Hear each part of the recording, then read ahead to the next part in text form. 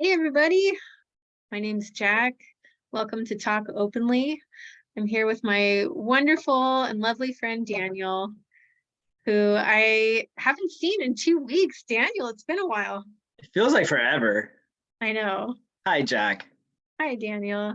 I've gotten so used to this. Every week, every Tuesday, I get it feels like a phone call with a buddy. That's what Talks it in is. Dharma. It That's what is. it is. We're Yeah. buddies. And it's kind of like a modern phone call.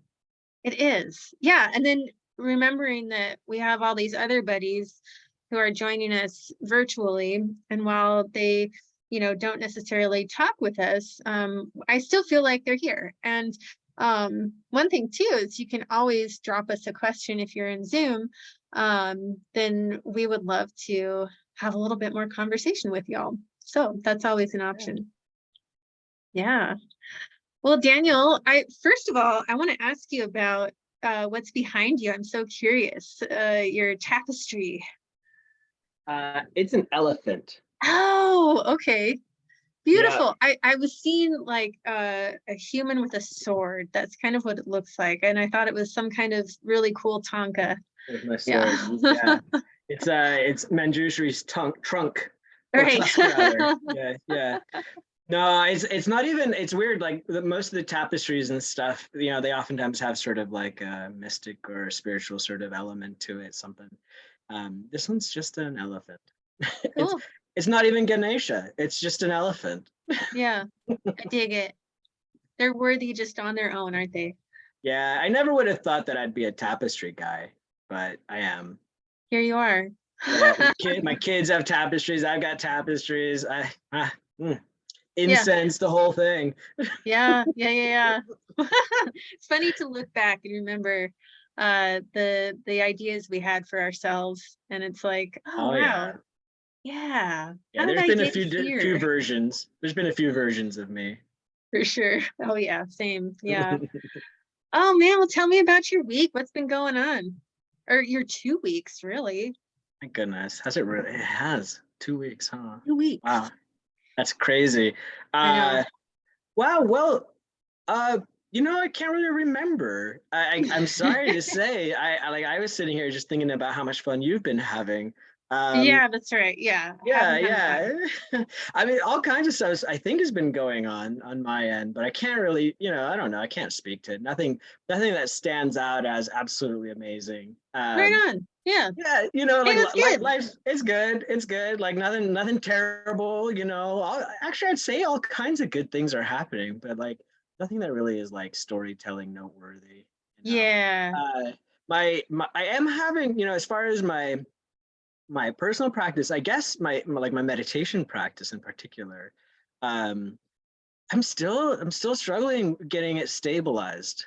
Hmm. I life has gotten really, really busy, and I find myself like I'm meditating daily, right? And but like I kind of, and I know I get like we're not supposed to be attached, but I kind of got attached to this kind of rhythmic pattern and sort of this sense of like doing more and longer sits and doing more Sure. practices and waking up even earlier and extending it even more and gaining that kind of I'm totally guilty, right? And I For think this sure. is what I'm experiencing now is just sort of like some kind of a balance to that, right? Where I'm beginning to see like, hey, I'm in this for the long haul, right? Like I want it to stabilize, but it doesn't mean that it has to stabilize into a particular like crystal fashion, like it looks a certain way, Hmm. So that means that what that means for me anyway is that like whereas in the past when I thought my practice was the most sort of stable and reliable, it was like every day first thing in the morning and for like a long period of time. Whereas now what I find is that there's a little bit in the morning sometimes, if not in the morning, in the middle of the day. If not in the middle of the day, then it's in the evening. Like I'm doing it, Yeah. but like it's not fixed, and it's also not really fixed in terms of exactly like how long I'm going to sit or what the practices that I'm going to engage in. But I have actually, what is interesting is that sort of my mantra practices seem to have gone up. So Hmm. yeah, it's like sitting on the cushion is hasn't really gone down, but it hasn't like it's not like regularly consistent at the same time for the same length every day. But I'm really quite consistent with doing some mantra practice, so that's fun. Nice. Yeah, and I'm still, I think what it is, frankly, is that I'm still sort of riffing off of Geshe Sewang's talk with us about Yeah, mantras. that was awesome. You That know, was a like great I can conversation. I think it's like this excitement almost where I'm like, oh, like I got some like I get it a little bit better now. Like I understand, oh, now this is how that works. Oh, cool, right? And so Yeah. like it's like a deepening of the practice, and I feel like a refreshed sort of zeal for it. Nice. I love that. Yeah, I felt the same way too talking with Geshe Sewang. And yeah, if folks are watching and you haven't seen that conversation yet, go back and watch it. It's really I learned so much. He talked a lot about Lojong and all the different types of mind training and mantra and whatnot. And Yep. it was just a good conversation. So but yeah, I definitely know what you mean about that. Like, I feel like what I've learned so much about myself in the last few years is that Dharma training is all about working with our expectations for ourselves. Because I mean, I know I've talked about it with you personally and on the show about like my real intensity about feeling this need that if I'm going to be like an actual like practitioner, that I need to wake up, at like 4:30 in the morning Right. and do like an hour and a half long practice, and then I'm practicing Dharma. And that was my expectation, is that that's what I am working towards, and I should be able to do that immediately. But yeah, it's really changed for me where I think actually, and it sounds like this is what you're doing, is you're keeping your commitments. You're doing what you said that you're going to do with Right. your meditation practice and whatnot. But you're not doing it necessarily in the way that you thought you should. Yeah, that's Yeah. exactly what's happening, Jack. It's exactly what's happening. And so there's still my own sort of, I don't know, like hmm, still what I'm holding on to, right? It's still there. That whole like I've got to wake up early, I got to do this. It's still there. Don't get me wrong. Like it Totally. hasn't actually gone away. But what I do notice, one of the cool things is that what I notice is like, so there's this familiarity with my mind upon like first arising, right? Because that's when I'm most accustomed to doing my meditation. But what's really interesting is watching it actually at different points. And so I actually find that my ability, like, so my laxity and my excitement and stuff varies through the day, Yeah, and so definitely. the challenges and what I witness, like the distractions, all of that are quite different, depending on like the time of day and like what's going on in my life. Yeah. And so like it actually is giving me some variety to work with, in my meditation. And that Yeah. I find really quite enjoyable, right? It's good to have something to work with. Most definitely. Yeah, I've noticed the same thing with myself, is that if I sit in the morning, there's a different type of lethargy or excitement. And then in the evening, I often find that there's this a little bit of like a magical quality that I tap into. Yes. It's so it's all different, and during the day I'll sit, even sometimes I'll on my lunch break, I'll do a meditation, and that's of course very different because all of the happenings of the day and work and Yeah. interactions and things I still have to do, that's all there. And so Yeah. it's important to work with that too. Like, okay, like can I be in the middle of this, you know, crazy work day and still come back to presence and awareness? That's So true. That's yeah. absolutely true. But it's interesting. I am fortunate in some sense that like I work for myself and I work from home, and so I Mhm. don't like, even though I'm engaged with a lot of people, I can turn that off as well. Right? So like if Totally. that's what I if I notice, like for example, I've been working all morning from early in the morning, whatever, going, and I'll be like, wow, now's like a perfect break time. I feel like I'm done for a minute. Like there aren't people like meeting me right now. I can kind of turn all that off. and I can go and sit for a minute. And that's where sometimes I'm kind of surprised actually, that what I notice is like a mid-morning sit, for example, will, I feel like that sense of open spaciousness. It's quite a bit easier to kind of drop into that, right? And there's like I feel more kind of awake, right? Like I'm balanced between the magical nighttime sort of stuff and the fresh morning stuff, whatever those two differences. And it's like right in between, and I feel very present and very open, very spacious, and I feel like it's less distracting for me, sort of mid morning. Ah, yeah. Oh, Yeah, cool. that's Well, what I that's mean. See, like fun things to explore. exactly. Yeah, fun things to explore. Yeah. Um, and to not, as best you can, as best I can too, like not judging ourselves, Right. for where it does shake out, like when we do end up doing our meditation, because we are doing it, like we're showing up for it.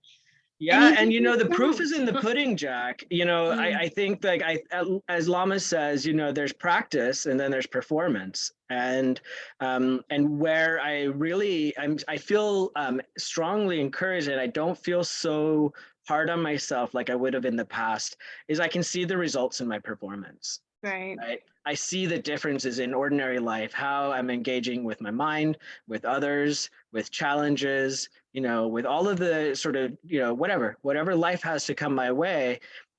In that performance of life, I notice that my practice is still yielding results, and so I'm right, not discouraged. I'm actually quite encouraged to keep going, and that recognizing the practice does not have to look a certain way.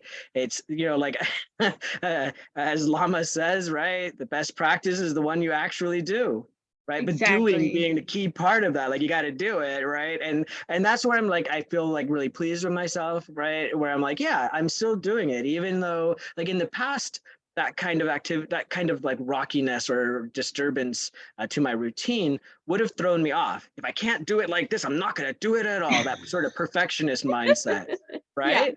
And yeah, then I yeah, wouldn't yeah. be meditating for like a couple of weeks or more, or maybe even months at a time, where I'd be totally thrown off because it didn't look and feel the way I thought it should. But I'm like, nah, man, I'm just, what is that phrase that you say? It's, come on, what is it that you say? It's, oh, like you can't argue with it. No, it's something like that. Like Oh, it's non-negotiable. You it's you know that you know you're gonna non-negotiable. do it. You know I'm you're gonna gonna do do it. it. Yeah, Yeah. Yeah. yeah, yeah. And it's like as long as it gets done, as That's long as it right. gets done. And I feel like when I had that expectation about like the morning, there was just such like a, I don't know, it's so punishing. Like when I can't wake up that early, and it's just like, God, I failed. And it's like, Yeah. no, actually, you're just gonna be doing it at a different time. That's all. That's That's all. it. That's it. You It's know so what I think is funny. great about this? I'm naturally quite curious. So you were one of the areas where I find disturbances to my normal routine are when I take like breaks, vacation, for example, and I'm, breaking my otherwise ordinary routines with work Right. and family and stuff. And you just got back like today, right, from Yeah. Hawaii. So do Yes. you want to tell us a little bit more first, like how was it? What was your trip like? And can you tell us a little bit more about how you practiced and performed during your trip? Yeah. Yeah. Happy to. So of course it was amazing. I went for 7 nights to Molokai with my partner Eric. And we try and take like a vacation once a year around the springtime, kind of just shake things up. And otherwise, like throughout the year, I don't take a lot of time off. Maybe like I'll take a 3-day weekend here or there. But so it's like this one chunk of time in the year that I get like a whole week. And Molokai is really interesting. I don't know if you know much about Molokai, but it's like No. one of the smallest islands in Hawaii, and it's also like the most remote in terms of like access to the island, and it's very rural, and there's not a lot of development, so it's cool. It feels like maybe a little bit more of like the original Hawaiian islands. Um, but it's also in that way, it's really interesting too, because it's like the vision and like presence of colonialism is like a lot more present than on the mainland, right? It's just like it's much more clear that that's like actively happening. So, but anyways, that aside, it was incredible. Like it's, there were whales, we could see humpback whales, Yeah. off the coast where we were staying, and turtles, and beautiful, perfect, clear crystal water. And, it's just, it was a dream. And I'm proud to say that I stuck with all of my meditation commitments. um, and I knew that I was going to do that. I knew that I was going to stick with it. I've gotten to the point in my training where, like you said, I call it non-negotiable. I know that it's going to get done. But I feel like I'm noticing, and it really became present, while on vacation, is, okay, I know I have the diligence, right? The discipline to get it done, to know that it's going to happen. But do I have the discipline within the actual session? Ooh, okay, that's a big difference. Right? It's a big difference to stay with it, to apply antidotes when I'm distracted or tired or whatnot, Yeah. to really actually meditate, So it's funny. I'm just noticing, like, I'm really good at showing up, right? But sometimes I'll sit down, the bell will ring, and it's like, I'm just waiting. I'm waiting for the closing bell to go off. So that was like really loud, kind of present, while on vacation. And, I think part of it was just like, it's really hot there. And I was just kind of like, like just sitting in the heat. Like here I am, again, I'm in like full sweater and beanie because it's like 40 degrees cooler than where I was. And so, just like kind of feeling physically really comfortable, which kind of adds to fatigue and lethargy and whatnot. And yeah, just like having a totally different schedule where I could genuinely relax and really not have to think about anything else. It was like my mind was just like just floating around. And so I think it was really good for me to recognize that, because this isn't just my vacation mind. It's not just because I was on vacation. I think it was just more prominent. I could really see it there.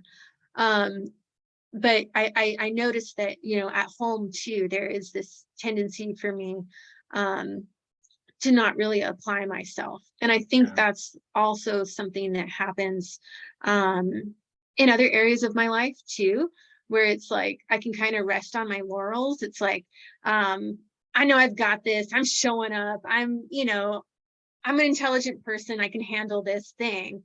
But then I'm not exactly like really applying myself once I get there, Oh, dude, I know. Yeah, I know what you're talking about. I find that this is exactly something that I'm sort of witnessing and maybe even struggling with a little bit. I wouldn't call it a struggle, because struggling would indicate some amount of putting effort into it. I'm just curious. Okay, so there you are, you're sitting wherever it is in Hawaii or in a comfortable place at home, whatever. And you notice that you're not really applying yourself. Like, you're sitting there and you are coming, like, now you noticed, because you noticed that you're not applying it, right? And maybe even you do something, like you go, okay, and you bring yourself back but then you're just like gone again, because you weren't like applying it that diligently or whatever, right? Like, and so you're just like gone again for a while, and it feels like kind of like back in the olden days when we first got started, in a way. Yes. Right? Like, oh, I'm still getting carried away. What do you do? What do you do? Well, I mean, I think the only thing to do is to just keep doing it. Like, just I mean, what else is there to do? You know, I mean, you could stop your meditation and say like, okay, I'm coming back to this when I'm like maybe a little bit, I don't know, whatever I need to do to shake up this mind. But I think for me, it's important for me to just remember, like, no matter what, you know, my mind is going to, like, I'm going to need to train my mind to come back to this. And so it really doesn't matter what state of mind I'm in, whether I'm in a relaxed mind, a focused mind, or I have a crazy monkey mind. It doesn't matter what the state of mind is. Like Yeah. I just have to keep showing up for it. Because I think sometimes it leads me back to that expectation of what a meditation should be, what Right. I should be doing, what I should be feeling. And it's that's going to be rare. Right. You And you know, know, the thing is you're wanting to be aware of what's happening now with your yeah, mind. And that's what's yeah, happening with your and mind that's what's now. happening. Yeah, Yeah. yeah, and I think that that is something that I'm maybe coming to understand a little bit more. Is it, like, maybe that's what acceptance means, right? It's like continuing to come back to the mind that I have right now and just seeing it, Right. just seeing it. I don't necessarily need to change anything, but can I keep coming back to my present focus Right. with as little judgment as I can. Yeah. Yeah, yeah, Yeah. but Well, I think it's that that's a frustrating. well, yeah, well, with the expectation, it's frustrating. If you Right, remove the expectation, it's less frustrating, right? right. You know, Yeah, it's sort of like that whole analogy of the sun and the clouds, right? Like where you're not, you know, you can't really force the clouds to do anything, but if you sit there and watch it, at some point there'll be a break and you'll see clear sky and you'll see sun, and then clouds will come back, right? yeah, And so to use that sort of analogy or that metaphor, you know, that's what's happening, right? You're sitting right, there and it happens to be a cloudy day with some breaks. right, right. Okay. Yeah, And that's it's all what's the sky. it's all the sky. It's all there you It's go. all happening. And what Yeah, in the I mean, sky. and I think that that'll even that it can be, you know, maybe that's something that we're actually sort of learning through our meditation, sort of like learning how to be okay with even that. Yeah, for sure. No, I think this is where the rubber really hits the road with Mm, meditation mm, training. mm. It's like, oh, the honeymoon period is over. Oh wait, here comes the honeymoon again. Ah. Oh Yeah. wait, nope, it's Oh, gone. and there it go. Oh no. Oh man, I'm wondering if we should do a Lojong slogan. Would Let's you want to try it out? yeah, heck yeah, let's do it. Let me do it. Nice. I'll share my screen. Right. And then we'll talk about some fun, having fun. I think we're Yeah, already I'm having already some having good fun, fun. Jack. What are you talking about? All right. Can you see my screen? I can see your screen. Yeah, thank All you. right. We're gonna press the random button here. See what I'm happens. excited. Oh, here we go. Oh boy. Oh, this is a good one. hmm Okay. hmm Can you read it? In post meditation, be a child of illusion. That Hmm. sounds so good. I like it. Yeah. Yeah, yeah, yeah. I want You to want, look at, yeah. Tell us what the 2 points are there. yeah, so 2 points. One, number one, cultivating absolute bodhicitta, which consists of 5 instructions. And in post meditation, be a child of illusion belongs to the first division of cultivating absolute bodhicitta. And is this, yeah, this quote by Traleg Kyabgon, who's amazing. I have a book of his, Mind at Ease. I super recommend it. He says, and this is in Cultivating Relative Bodhicitta, the way to elevate and liberate ourselves on the spiritual path is by maintaining the perspective of the insubstantial nature of things in our everyday activities. Instead of viewing people and things as discrete and unique, we need to bring the understanding of dependent arising to our everyday lives. And that's from the practice of Lojong, cultivating compassion through training the mind. Yeah, Mm. that's everything right there. The mundane, the mundane everyday activities of post meditation. That's the work right there, isn't it? That's the performance, right? That's the performance. Yeah. that it also like you're right that that the dependent nature of things doesn't cease, you know, so like we peer into it in meditation and we see things kind of come apart a little bit, right? We see a little bit of, we get some separation. I think at least that's my experience. I get a little bit of separation between things and I can see the fluidity, you know, and Mm, I can see how things are a bit more sort of interconnected and, you know, maybe even get a little taste of emptiness, you know, that kind of thing, right? But it's so easy when we stop meditating, or not stop meditating, but when we get up from meditation and go into everyday life, it's easy for things to kind of fall back into solid, solid oh thing, yeah. right? People become, you know, who they are and who we know them to be, and the world becomes what we think it is, and all of that.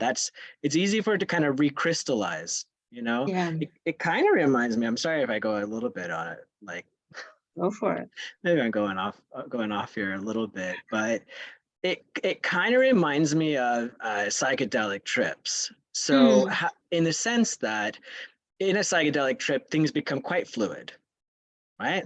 Things become they you know things the ordinary reality kind of falls apart and it becomes a lot more like whew, everything's just moving and right. mm-hmm, And then as the whatever the psychedelic is, it wears off and the ego sort of reemerges, right, or whatever you want to call it, and then there's like things begin to like lose all that sort of that nature, that looseness, and things become solid and fixed again.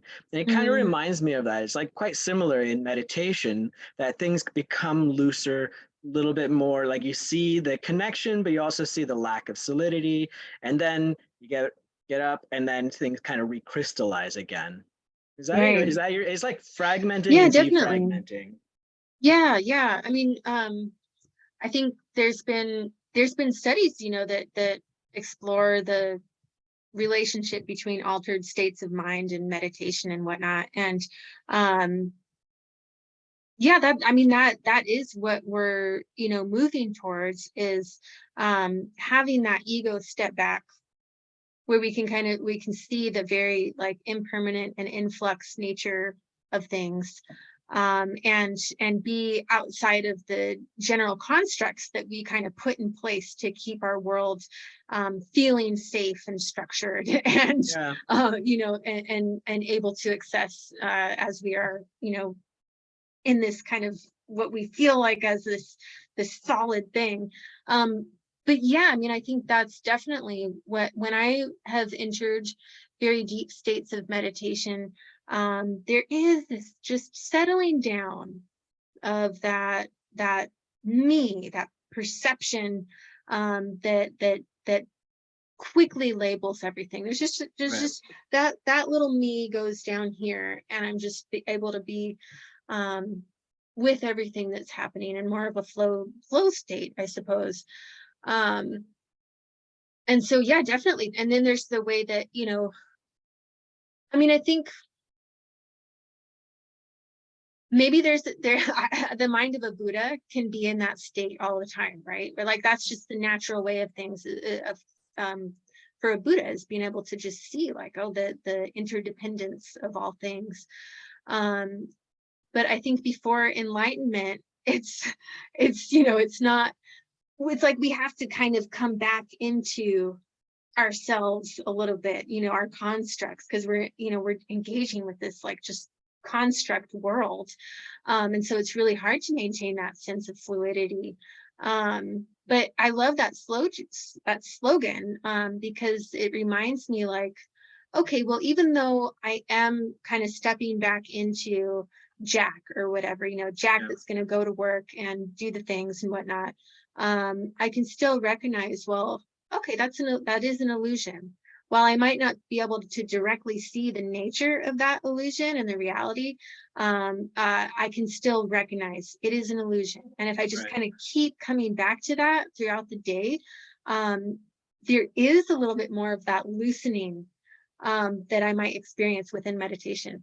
I recognize that. I recognize there's like a couple of different ways that I see it happening in post meditation. One is literally just sort of like just like being like, oh, this is a dream too, you know, like just that sort of reminder, just like it's just like a little thought that pops up, and like treat it as a dream. Look at this illusion, right? This play of energy. And in just that thought alone can cause it to loosen up right then and there. But the other thing is, like you said, you use the word construct, and that's one of the things that I find really fascinating is how we create this solidity out of an amalgamation of senses and perceptions and feelings, right? And how sometimes actually what I in post meditation, one thing that I do that I have found like helpful is to intentionally separate out when I find something that's solid, to just sort of like to break something out of that, one of the senses out or whatever. So for example, I might get caught on something thinking like, oh, whatever, there's an attractive person, let's just say, Mhm. right? And I notice, oh, I just got caught, right? Like I solidified, I objectified, I did this thing, right? And then I'll be like, well, what was it that caught? Like, which sense was it? Was it the sound of their laughter, or was it, like a visual perception? And let's just say it was visual. Then I'll be like, well, what did I actually see, right? What did I actually see? And then I'll have a good laugh because I'll realize that I just saw like some some color. I just saw some light. I saw just a little bit of movement or something. Yeah, That's a all I shape. saw, and that I went and rushed into creating something out of that, right? And then Yeah. got hooked on it. And then it's just like a good laugh because that then breaks it all apart again. I'm like, oh, like what am I like? I'm not attached to that. Like, Yeah. like there's these kinds of visual, these things, these senses are happening all the time. Why would I pay particular attention to that one and not that one over there? Right. Yeah. Our minds are amazing. They're They're so fun. funny. Yeah. I love that you can bring some humor into it too. You can really like laugh at yourself. I feel like that's very important both in meditation and post meditation is being able to uh yeah, use that humor. We don't have to be so serious all the time. No, and I think this leads right into the topic for tonight, right? Totally.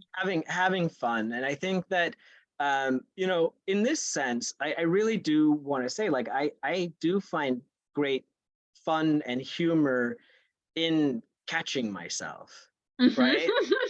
Like, and I think I said this before, but a friend of mine told me, like, you need to stop like mocking yourself and teasing yourself, right?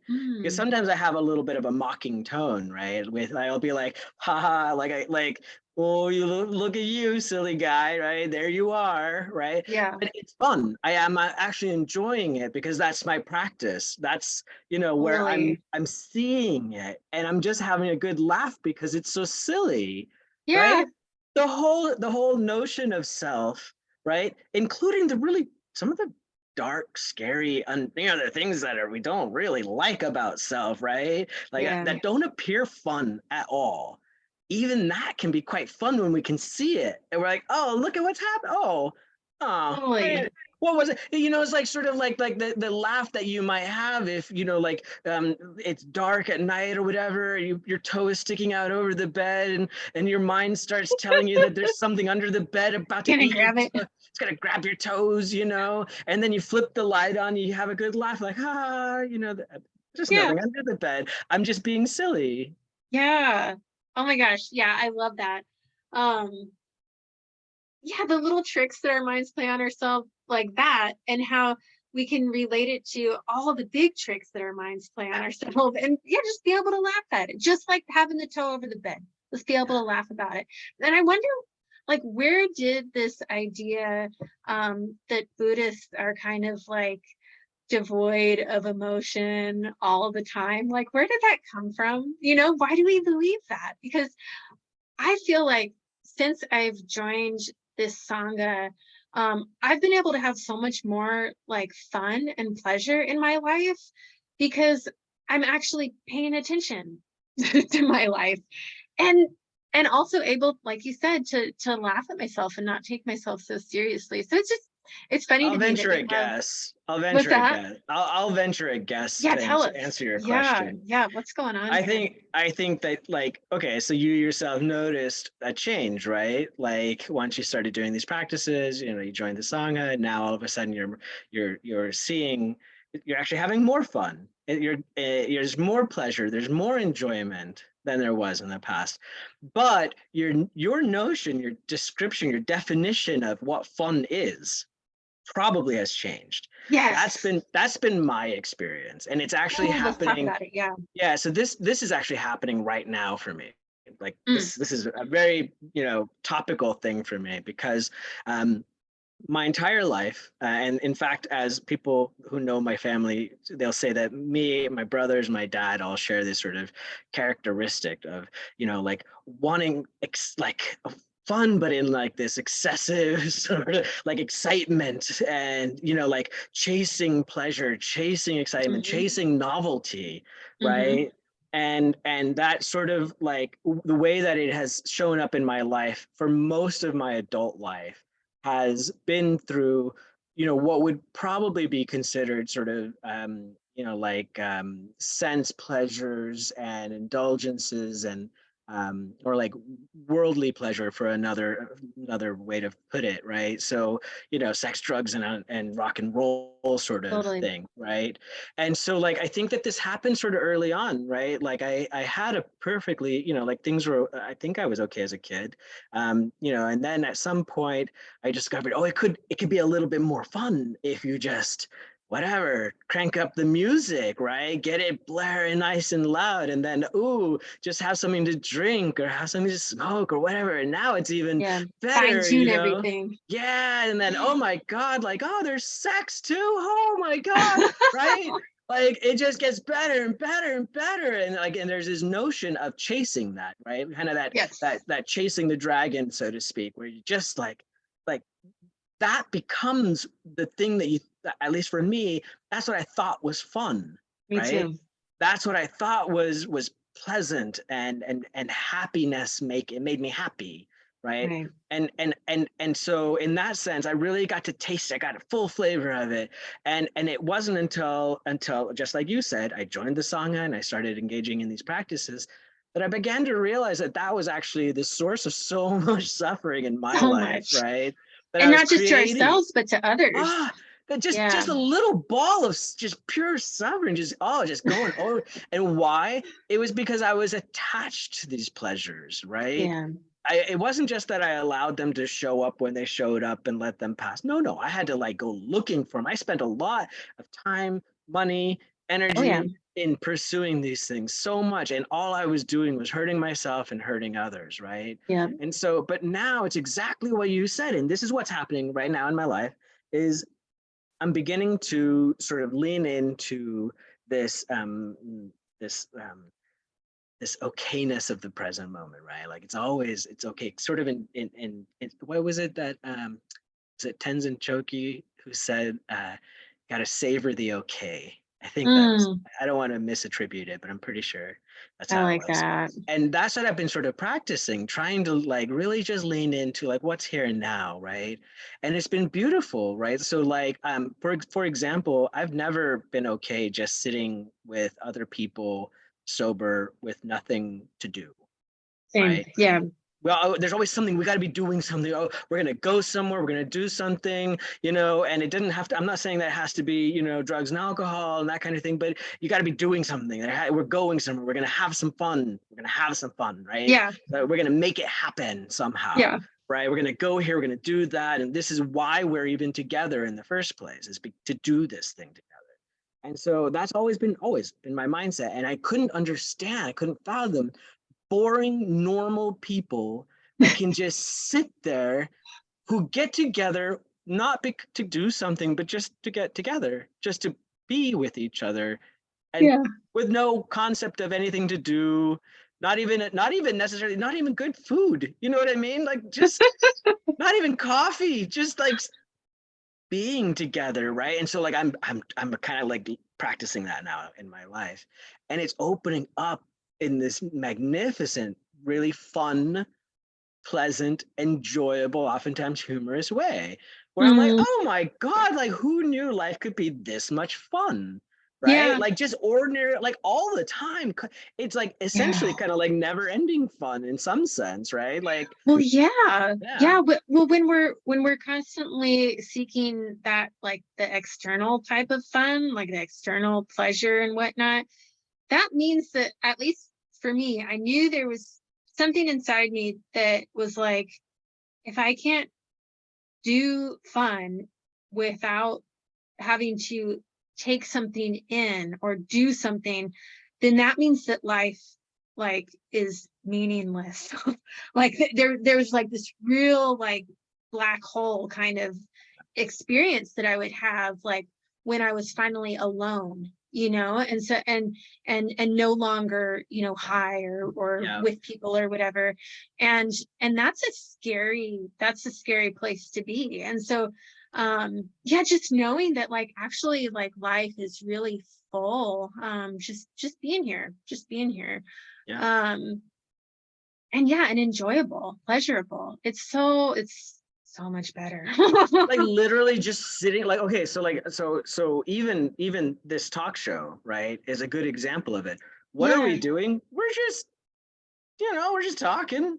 That's we're all. just We're just having a chatting. good time, just chatting, just having a good time, right? Like it's not super purposeful, right? Like, I Yeah, mean, sometimes we have a topic, like whatever, but that's just to give us a little seed.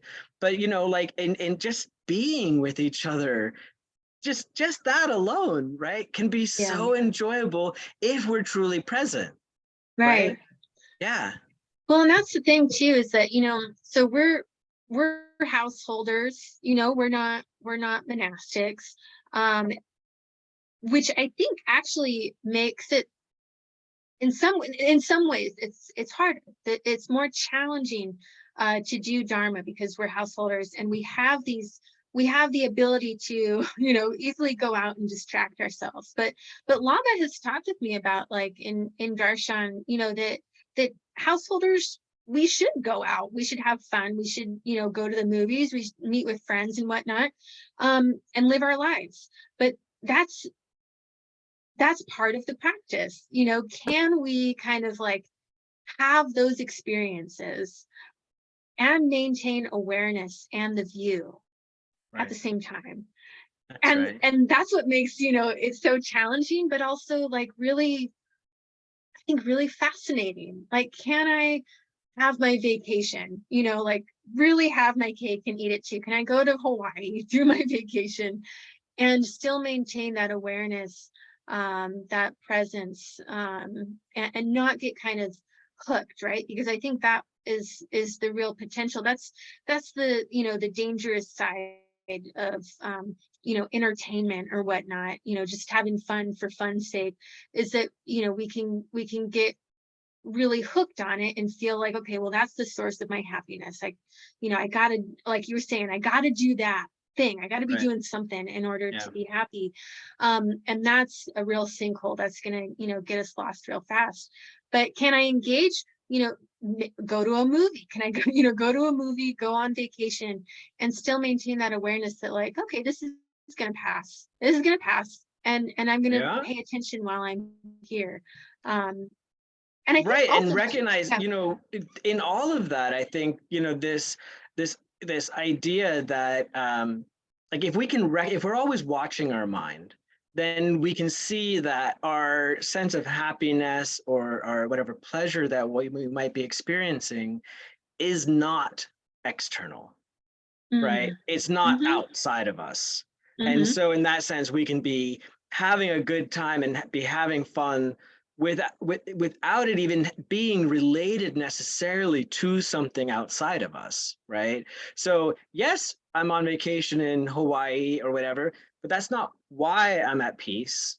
That's not yeah, why I'm present with all this. The fact that I'm present, the fact that I'm mindful actually allows me to enjoy all the exactly, pleasures of exactly, whatever's coming up. But if you then, think, well, this feeling of being in whatever in Hawaii, this feeling right here, this is what happiness is. this is And I it. can't be, I can never be happy without this. Then you know what you're going to do? You're going to freaking try really hard. You're going to go back to Seattle or wherever. You're going to work your ass off in some job, save up all your money, and then burn it on buying a place in Hawaii. And then you're going to get to Hawaii and you're going to be miserable, Totally. right? Yeah. Because you hate it. You were not on vacation anymore. And yes, Right. oh, it seems like the causes and conditions of your happiness, they're all there. But no, they're not Yeah. there, right? You're missing something kind of critical to the whole thing, right?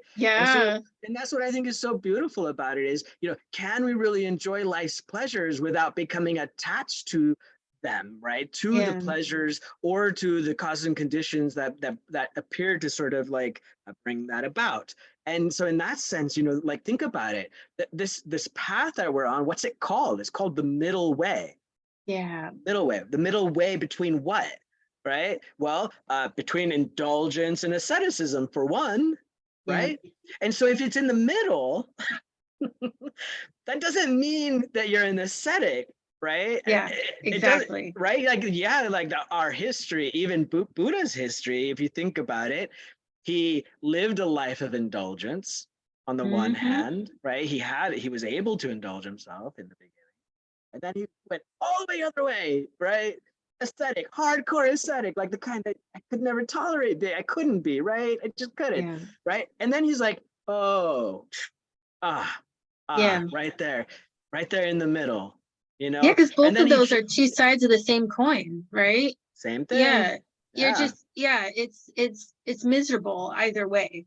Getting so much that you just become dull, right? Because that's what, like, taking in sense pleasure all the time, where you're just like, oh, this is so great, like all the sex right. and sugar and Yeah. everything that I love, you just become dull. All of Oh, it becomes kind of boring and oh, miserable. oh, It's oh, just like, it's true. enough. And then E- the other side, Yeah, total deprivation is like, what? Well, then we can't experience anything, and yeah, and our mind is also dull and lost. right. So yeah, the middle way, it's the only way. And it kind of reminds me, something you said reminded me of this recovery, kind of this phrase that comes up in recovery circles a lot is, like, wherever you go, there you are. Oh yeah, yep. So no matter what, like if we're trying to escape, or we're trying to, escape through sense pleasure, or deprive ourselves, go the other end of the way, wherever we go, we're going to be there, and we're going to have to wrestle with our suffering at some point. you Yep. know Yeah. and so yeah, it's fascinating. It's just it's like the antidote for everything, for all the bullshit. Yeah. Yeah. It's amazing how hard we can really push in these different directions, right? We can go so hardcore and really think that that's it, right? Why am I not happy even though I have whatever, all the things that I thought would bring about happiness? Well, because there I am, right? Yeah. And I am not yet mindful. I'm not yet at peace. I don't yet have wisdom, I'm not experiencing wisdom mind, right? I'm not acting skillfully or whatever, however you Yeah. might want to phrase that, right? Like, you haven't sort of fixed the problem. The problem is that you're still there, right? So Yeah. in that sense, yeah, it's a lot of trouble, right? Like, and it's easy to see how we all got kind of hooked on it and how hard it is to get out of those patterns. Like I have right now, even so, I'm so grateful to have taken the precepts, right, and in particular the precept relating to alcohol and intoxicants, right. Yeah. Like I'm really grateful. I'm so happy. Like clear minded, my memory, all kinds of just so good, Yeah. right. And yet like that sort of that attachment to things that I think like outside of myself that I think are good and that make me happy, it's still there. That conditioned Mhm. behavior is still there. I gave this example. Actually, I was at a recovery meeting on Sunday, and it wasn't, it was just my own experience. So but I'll give this example. So a friend of mine taught me a trick about oranges, and I love good oranges. But I've been so disappointed over the years because I'd buy oranges and it's sort of hit or miss. Sometimes they're like Yeah. watery and not flavorful, not good, whatever. And then I kind of like, I kind of gave up on them. I was like, it's too much of a raffle or a lottery or something. But then a friend of mine told me that they'd heard this trick that for navel oranges, what you're looking for is the smoother skin, right? And that was the opposite of what I thought. So Mm. I thought, well, I'm going to try this. I'm going to check this out. So I went and I found the most smooth skinned navel oranges I could. And one after the other, they were all tens. that each Wow. one like no, not a bad one in the bunch, right? And then I was like, oh, this is pretty cool. So then I got some more. And then one day I was like, okay, I enjoyed this orange and really savored it. I mean, really savored it in this like for me, like sort of like the ultimate mindful present. And that, I mean, it was like orgasmic, right? An Yeah. orgasmic orange, right? I was like, oh. And then, do you know what I did, Jack? What'd you do? I ate two more oranges. Wow. Did I get more pleasure and happiness out of those subsequent oranges? No. No. Did I have No. some type Dang of it. shame and regret? Like, yeah, a little bit, because even though they're not terrible for me, you know, they're not really harming me. I am, you know, I could stand to not be as heavy as I am, right? And this, you know, this tendency to I find some pleasure in food, right? And I'm Yeah, me like, too. and so I'm like, oh, wonder, like really being really in it with that orange, right? Was the most exquisite, beautiful experience. But then I was like, the next thing I do, I'm like, eat another one, and I'm watching myself. I'm like, hey, what are you Wait doing, a man? minute. What's going on here? I'm just doing the same thing I used to do. I'm just like, it's the same old pattern behavior, right? And so like it's hard, it's ingrained, it's deep, right? And I think that it gets better. You know, so at Yeah, least I'm not, you know, I'm not doing like one beer and then like, oh, gotta have another one right. and I gotta have another. It's the same thing going It's on. less harmful. It's a It's harm less harmful reduction, version. Yeah, right? harm reduction. Yes, But the behavior is still there. That same grasping, that same, it's still there, right? And totally. my Yeah. pleasure, all that, everything that I felt from that orange, you know, that mindfully eating the orange, everything that I felt from that, it wasn't like from the orange. it Yeah. it didn't come from the orange, right? And Right. yeah, and so like that part is hard for my little tiny brain to work itself out. Like it still just does. It's like it just keeps wanting more. Give me more. Yeah. Well, and you know, I had this experience in Darshan with Lama one time where he asked me, like, are you having fun? Like in Yeah, your life, are you having fun? And I kind of mistook what he was saying, like, as, like, am I doing fun things like entertainment, like, am I going out to yeah, the movies or like, having good hikes or things like that.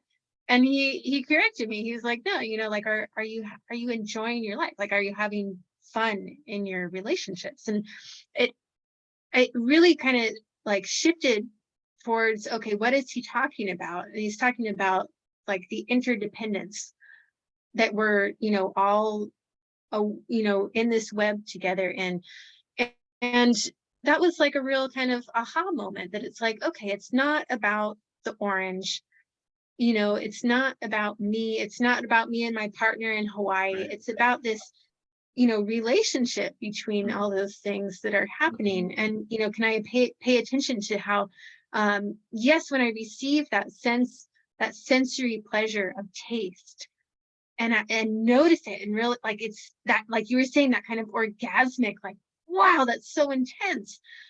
Can I just recognize, okay, the it's happening because there's a relationship between me and my taste buds and the orange, and it's not going to last, and adding Right. more on top of it is not going to mean that my happiness is going to increase. And so just really, really having that sense, that sense of the beauty of impermanence. That's right. You know, Exactly that. right? Like, That's and, right. and being able to say, okay, and that's that. That's that. I'm Yep. no longer in Hawaii. That's that, Yeah. right? Like, I'm back. I'm back. It was impermanent. Yeah. But yeah, that I can recognize that I don't need to, like you were saying, like, go then buy a house in Hawaii and Yeah, be there, you because don't have that's to the come. only way. I don't see you wearing your Hawaiian shirt and, you know, throwing the hang loose sign and all of Yeah, that, no, right? yeah, You yeah. didn't even say It's one single aloha to me, I'm so, sorry. I'm you sorry. know, but I got to before I wanted to point out one other thing on this topic that I've observed is that it's maybe more along the lines of enjoyment and satisfaction than it is on the lines of fun, but I think fun can be a component to it. But I think that like bodhisattva behavior and this sort of transmutation of our own suffering and others' suffering, that work, I think that I think it can call to us in a certain way, right? Like I heard this analogy one time that the way that bodhisattvas feel about suffering beings is actually sort of a little bit of excitement, a little bit Mm, of like a, oh, I get to do my thing, right? In the yeah, same way that a doctor who specializes in something, when they get a difficult, challenging case before them, might, like, on the one hand, if they're in touch with their heart and all of that, right, they're going to recognize, oh, this is a suffering human being, right, and be, mindful of that. But on the other hand, like, what a neat opportunity, what a great opportunity to do the thing I came here to do, right? yeah, And if you're successful at doing the thing you came here to do, and you're able to alleviate suffering or transform the suffering into something else, right? Turn some lead into gold. If that's possible and you actually succeed at doing that, either with your own or to help somebody else with that in particular, then there's this great sense of like satisfaction and happiness and enjoyment in that. Like yes, watching someone's suffering melt and having been a part of that somehow, right? Somehow being involved in that is deeply satisfying, right? yes, And there yeah, can be some humor and there can be some fun along the way, right? It can be, but that's absolutely. not the point. The point is this deep enjoyment, in like the even the hard parts of life. Yeah. Yeah, well, that's that real empathetic joy that Yes. goes, Yeah. like deeper than just entertainment and fun that is, solely for me, like to kind of bring me some temporary relief or pleasure, whatnot. Right. And it's beyond that kind of getting towards pleasant feelings or avoiding unpleasant feelings. It's Yeah. we're going deeper into that. What is it like to really be connected to other human beings and see each other transform? And it's like, yes, that is so pleasurable. It It's is. fun. It is. Yeah. So that's the real fun, everybody. But in the meantime, also having fun, being with each other, Yeah, enjoying each other's company, being sangha together. Like that's right. it's amazing. We're all on this journey Just together. lean in, enjoy the ride. Yeah. Oh, Daniel, well, I've had so much fun with you tonight. Yeah. Welcome back, Mahalo. I'll Jack. say I'll I'm say in so, Hawaiian. what did you just say? I didn't I hear said you. mahalo. I said mahalo. Thank you. Thank you. I appreciate that. I should have worn mine. Yeah, next time.